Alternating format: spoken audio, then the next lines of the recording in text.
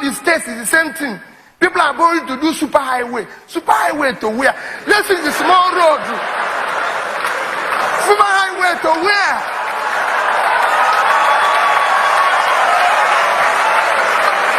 They're going to do flyover.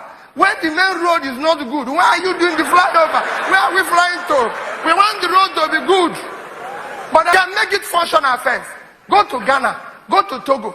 Go to everywhere. It just Rwanda, it's just one small building, but it's functional and working. So building to do new terminal for me, why don't you look at the approach of the airport? These are things we need to fix. They're basic. And we're borrowing. You go to the states, it's the same thing. People are going to do super highway. Super highway to where? Let's see the small road. Super highway to where?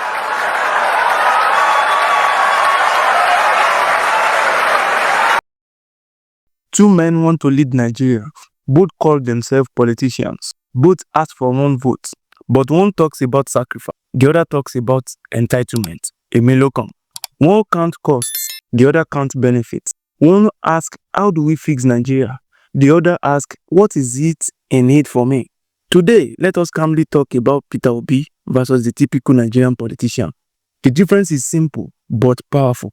But before we continue, if this is your first time here, click on the subscription button, turn on the notification bell to notify you whenever we upload a new video.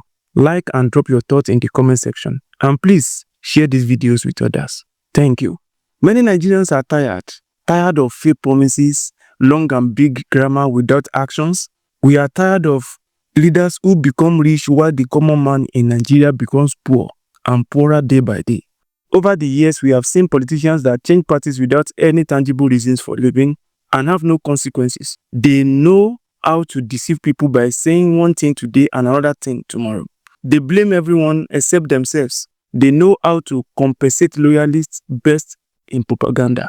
Then came Peter Obi. Some people love him, while some people dislike him. But one thing is clear.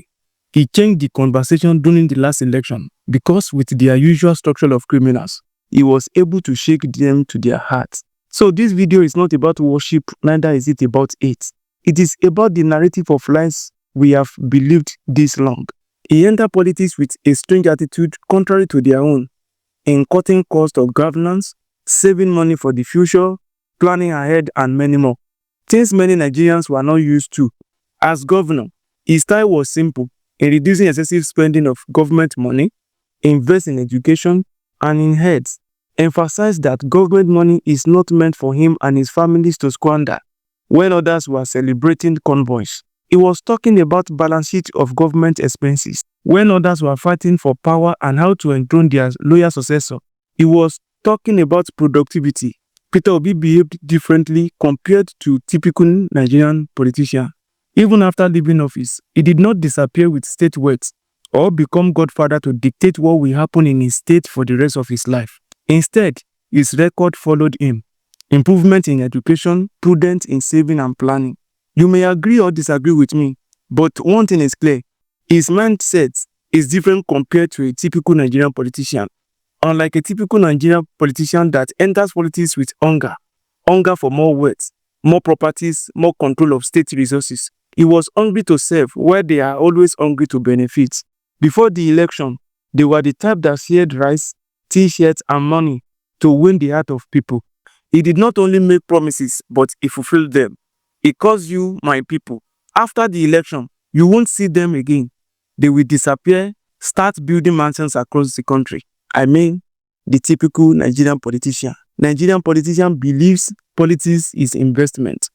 An investment must bring return. So, the public office become personal business for personal friends and family. Government contracts go to friends. Accountability becomes enemy. When things go wrong, they blame the past or blames their enemies or the citizens. They never blame themselves. The politician loves power, not responsibility. Peter Obi sees leadership as management. The typical politician sees leadership as reward. Peter Obi asks, how much is coming in and how do we use it well? While the typical politician asks, how much can I take from it?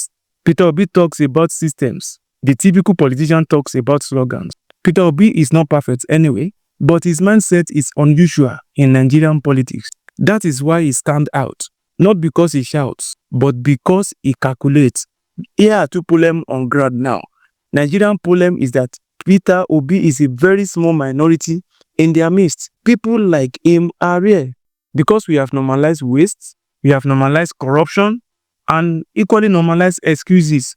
So when someone talks about prudence, planning, and sacrifice, we call him names. But countries grow when leaders think long-term, respect public fund, and fear accountability.